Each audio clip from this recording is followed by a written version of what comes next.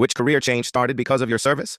I never thought the Army would turn me into a teacher. If you'd asked a 20-year-old me what I'd do after the service, I'd have said mechanic, maybe security, something simple. Teaching?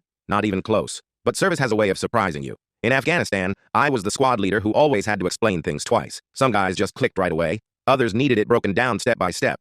I learned patience there, standing in the dust with a whiteboard that was really just the hood of a Humvee and a Sharpie. I'd sketch out patrol routes, radio call signs, even remind them how to disassemble an M240. Somewhere in that chaos, I became the explainer. One night, our radio died mid-patrol. Everyone was frustrated, cursing, ready to give up. I pulled it apart on a blanket under my red lens flashlight, talking out loud while fixing it. This wire connects here. This battery's loose. This switch should click. By the time I was done, two younger guys could repair it themselves. One said, "Sergeant, you should teach this stuff. You make it make sense." I laughed it off, but that moment stuck. Fast forward 2 years. I'm back home, sitting in community college with vets half my age and kids straight out of high school. I picked education as a major on a whim, thinking I'll switch later. But every class feels familiar. Explaining math equations feels just like breaking down a weapon system. Showing someone how to write an essay feels like drawing out roots in the sand. Different tools, same skill. The first time I stood in front of a classroom of teenagers, I felt the same nerves I did before a mission. But instead of carrying rifles, they carried pencils. And instead of me keeping them alive, I was keeping them curious. I realized the Army had given me the voice, the patience, and the clarity to do this.